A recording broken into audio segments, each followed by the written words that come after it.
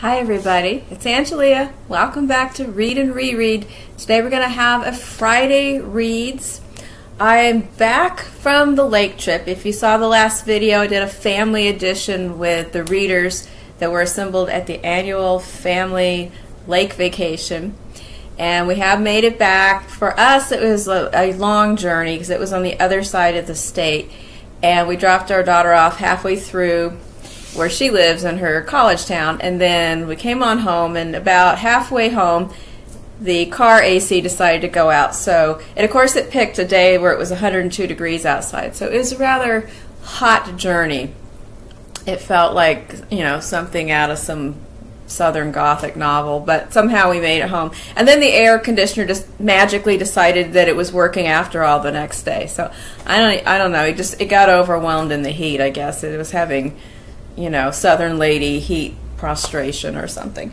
But anyway, in the week of reading, I did finish Great Expectations. And first of all, I think that's a really good title. I thought it was a fun title because that's kind of what the book is about your expectations versus reality. And Pip in Great Expectations gets a lot of flack for being an unlikable character in literature. Pip and really Estella as well, the girl that he falls in love with. But, you know, Estella can't really help the way she is because she was raised by Miss Havisham, who's completely out of her mind. And Pip, I felt that actually he really does grow into a decent person by the end of the book. He is pretty much of a turd a good portion of the book. He's thoughtless, he's self-absorbed, he's a spendthrift, but as he does grow up, and he is a very young man at the beginning of the story, he improves. He learns through trial and error what to value in himself and in other people. And I think by the end of the book, he is a much more circumspect and decent person.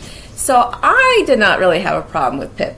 I have to say, it is a book. I really enjoyed the writing, the humor, the descriptions. The plot was actually pretty good as well, that I completely did not remember from when I probably didn't really read it in high school.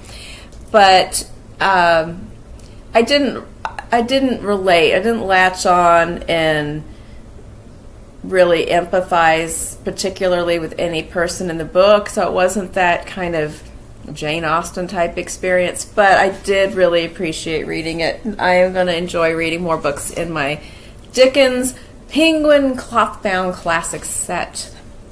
Alright, then I moved on to a shorter book, Tin Man by Sarah Winman, and it was a very slim novel. This is a beautifully written book.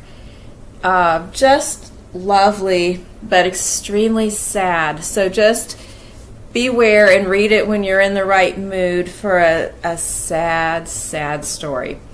And it's not, there's nothing gross or violent or anything like that. It's just like the sadness of love and loss and heartbreak, regrets, roads not taken. And it is the story of Michael and Ellis, two boys that grow up together.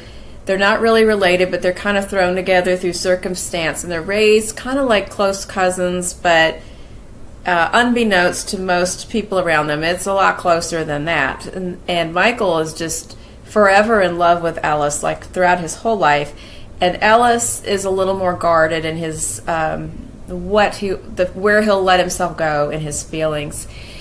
And it also, the time periods from the 60s through the 90s, so the boys grow up in sort of a closeted manner. And after they grow up, Ellis falls in love with Annie and marries her, and the three of them are close for a while, but Michael, it's hard for him to take. So he leaves, goes away for several years where they lose contact, and he does come back into their lives near the end of the book, or not the end of the book, but the end of a certain time period in their lives. And at the beginning of this actual novel, it's several years later in the mid-90s, and Ellis is all alone. He has lost Annie. She's passed away. He's grieving. He's depressed. His family's concerned about him. He just kind of goes through the motions at work. and then he has to come to some reckonings with the past in order to heal and move on and do something with the rest of his life. And so part of the book is Ellis's narrative, and another part is Michael through a journal that he had written, and it's just really beautiful and very sad.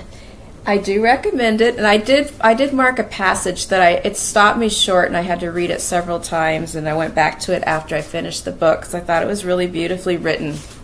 And this is a scene where Michael has been swimming in a pool, and he becomes suddenly overwhelmed with emotionally with a lot of things that he's sad about and losses he's experienced, and he kind of has this meltdown in the pool and has to get out. I rest until I'm calm and my breathing has settled. I lift myself out and sit by the edge of the pool with a towel around my shoulders, and I wonder what the sound of a heart breaking might be. And I think it might be quiet, imperceptibly so, and not dramatic at all, like the sound of an exhausted swallow falling gently to earth. So I thought that was very lovely and rather heartbreaking in itself. So that was Tin Man. And now I'm right in the middle of French Braid by Ann Tyler, because I needed something a little lighter in the mood after Tin Man snuck in and surprised me with its sadness. Because, you know, what happened was I had read Still Life previously, and Still Life is rather buoyant and joyous, and it has sad times and hardships, but it goes through several decades, and it's sort of a found family story, and you want to be there and be part of it, and they go to the south of France, and then this one, it's like, it is dreary, it is raining, we're in Great Britain, and everybody's depressed. So I was like, oh, I didn't know it was going to be like that, but I did love it anyway. But, okay, so moving on. French Braid by Ann Tyler. She's pretty reliable for writing a good domestic family drama story. They're always in Baltimore. They're usually multi-generational, and this is no exception. I'm about halfway through this particular story of a family that moves forward and backward in time from about 1959 to the present as the children grow up and become parents themselves. And so far I'm really enjoying it, except for one character that I really don't like. And I was trying to give her the benefit of the doubt because I thought maybe as the story unfolds we'll see why she makes some of the choices she makes, but she was kind of hitting me wrong. And then about halfway through she does something so stone cold that I think almost everyone I've ever met will read this part and be like, you did what? So I can't say what it is, and it's not like horrendous or violent or anything like that. It's just cold, man, really cold. So that person is just off my list, but the other people in the story are pretty compelling, so I want to see what happens to everybody. And I want to see if they ever, if they actually specifically talk about what a French braid is and how that could be a metaphor of a family, because you know when you do a French braid you bring, like if it's hair, you bringing in the sides of the hair, all of it together until you have one braid. You can also, I guess there's a picture of a rug, I guess you could braid a rug as well.